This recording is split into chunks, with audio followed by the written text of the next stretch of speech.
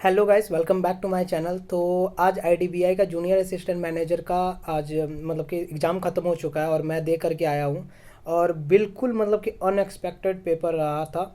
मुझे लगा कि थोड़ा सा कि मतलब कि इजी रहेगा, इजी टू मॉडरेट साइड में रहेगा, लेकिन मैं इस पेपर को बिल्कुल मॉडरेट टू डिफ़िकल्ट के साइड में रखना चाहूँगा, क्योंकि हर एक चीज़ कुछ भी इजी नहीं था।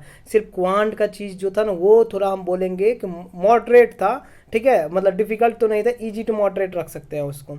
ठीक है। बाकी जो जीके का भी जीए का जो सेक्शन आया था, उसमें काफ़ी ज़्यादा बैंकिंग अवेयरनेस थी। ठीक है, बैंकिंग अवेयरनेस से ज़्यादा सवाल था। ठीक है, और उसके बाद आपको क्या कहता है कि उसके बाद बहुत कुछ कुछ इजी था। बहुत जल्दी ही मतलब कि बन जा रहा था, जैसे C295 ऐसे करके था उसका। एक वो वाला था, मैंने तो स्पेन लगाया हुआ है उसका।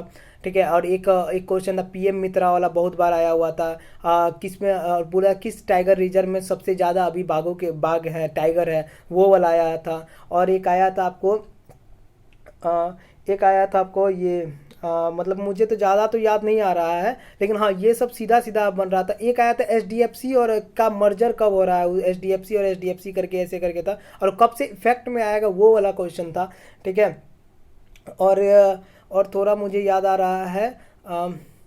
अच्छा हाँ, एक और याद बैंकिंग अवेयरनेस में आया था कि पीएम मोदी के अंदर, मतलब प्राइम मिनिस्टर के अंदर कौन कौन सी संस्थाएं आती है, मतलब कि होता है ना, जैसे मिनिस्टर, जैसे होम अफेयर्स के अंदर क्या क्या चीज़ आता है, वो सब उसी टाइप का एक वो क्वेश्चन करके आया हुआ था। और एक पीएम मित्रा पार्क आया हुआ था, वो कि कब आने वाला, वो वाला था। और एक आपको ये आया हुआ था, ऐसे करके बहुत सारा आया हुआ था। उतना ज़्यादा मेरे पास, मेरे तो दिमाग में नहीं चल रहा है उतना, मतलब कि थोड़ा सा था, यही था हल्का पल्का मेरे दिमाग में, तो मैंने लगाया है वो। और एक और था कि हाँ, एक और याद आया कि सबसे ज़्यादा ट्रेड किसके साथ के हो रहा है, मतलब कि इस फाइनेंशियल ईयर में तो सबसे ज़्यादा यूएसए के साथ हो रहा था ट्रेड। चौथा सबसे ज़्यादा ट्रेड में तो यूएई था, लेकिन बोला था सबसे ज़्यादा किसके साथ हुआ था, मतलब तो इस साल तो हमको वहाँ पे समझ में आता यूएसए के साथ हुआ था, तो मैंने लगाया था वो। बाकी जो सबसे डिफिकल्ट लगा ना मुझे, वो एलआर और डीआई का सेक्शन था। इतना ज़्यादा मतलब पेचीदा, उसमें एक ब्लड रिलेशन करके सर्कुलर वाला था, जबकि मेरे से बनता है वो सब क्वेश्चन। ठीक है, और वो बहुत मुझे लगा बहुत इजी भी है, लेकिन उसका ना किसी से कनेक्ट ही नहीं हो पा रहा था। मैं कनेक्ट करने का पूरा कोशिश कर रहा था, लेकिन नहीं हो पा रहा था वो कनेक्ट। ठीक है, उसमें मेरा समय बर्बाद हुआ। और कम से कम एक एक हाथ का आधा हाथ तो भाई कम से कम बोल ही सकते हैं कि उस हिसाब का मतलब पजल आया था, और उस टाइम पीरियड में उस सब पजल को कर पाना थोड़ा सा टफ हो जा रहा था। और उसके बाद भी उसमें डबल वेरिएबल था। ठीक है, नंबर टाइप का चल रहा था, तो मैं वो देख करके मैंने पहले छोड़ दिया कि मैंने करूँगा। उसके बाद कुछ क्रिटिकल रीजनिंग आया था, स्टेटमेंट एजम्पशन वाला क्वेश्चन था।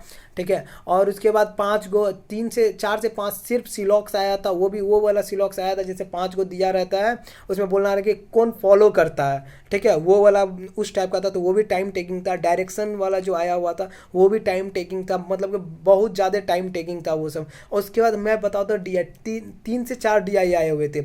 एक थे आपको टेबल डीआई था। ठीक है, एक था आपको लाइन और टेबल दोनों मिक्स वाला डीआई था। ठीक है, और एक डीआई था, एक पाई चार्ट वाला डीआई था। ठीक है, और एक डीआई उसमें बहुत ईजी था, एक डीआई थोड़ा कैलकुलेटिव था, लेकिन उसके सवाल भाई साहब इतने बड़े बड़े सवाल थे। ठीक है, अब उस सवाल को देख करके उस सवाल में इतना वेरिएबल डाल के रखा हुआ था कि मतलब कि उस क्वेश्चन को करने में 2 से 3 मिनट लग जाएंगे, मतलब इस टाइप का था, इतना टाइम टेकिंग हो रहा था। लेकिन फिर भी, और एक आउटपुट इनपुट था, वो आउटपुट इनपुट तो अब क्या बोले भाई, मेरा मतलब कि भाग्य खराब हो तो भाई कुछ भी हो सकता है।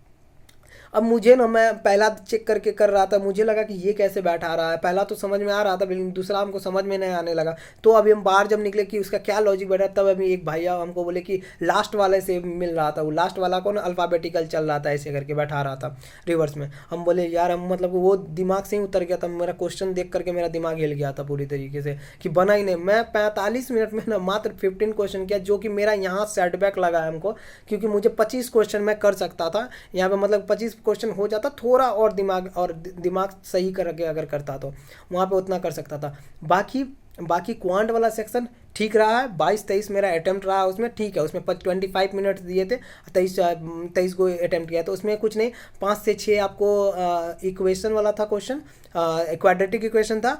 5 के आसपास, 5 या 6 आपको वो क्वेश्चन थे, क्या कहते हैं, आपको कंज कहता नंबर रॉन्ग नंबर सीरीज था, इजी था, वो बहुत ही इजी में बन रहा था। और उसके बाद कंज कहता 5 से 7 गो सिर्फ आपका सिंप्लीफिकेशन थे और बाकी अरिथमेटिक था, मैंने अरिथमेटिक किया है, ठीक है। और बाकी टोटल मैंने 88 अटेम्प्ट लिया है, ठीक है। और इंग्लिश भी इजी नहीं था इंग्लिश, ठीक है। कुछ पैसेज इजी था, ठीक है, एक पैसेज मुझे इजी लगा, बाकी मुझे इंग्लिश मतलब कि मॉडरेट ही लगा, इंग्लिश मॉडरेट लगा मुझे, ठीक है। और बाकी बार ओवरऑल अगर हम बोले ना पेपर की बात करें तो मॉडरेट टू डिफिकल्ट था, यानी पिछले बार से भी अगर हम बात करें, पिछले बार तो मैं नहीं देखा, मेरा तो पहला अटेम्प्ट है, आप लोग जान ही रहे हैं कि मेरा अभी प्रिपरेशन का पेज चल ही रहा है मेरा अभी, मतलब वैसे क्या जब तक जॉब नहीं लगे तब तक तो चलता ही रहेगा ये फेज, लेकिन अभी तो मेरा, लेकिन मुझे इतना पता है कि मैंने प्रीवियस ईयर का भी क्वेश्चन पेपर देखा, उससे काफ़ी ज़्यादा मुझे टफ क्वेश्चन इस बार का लगा जूनियर असिस्टेंट मैनेजर का।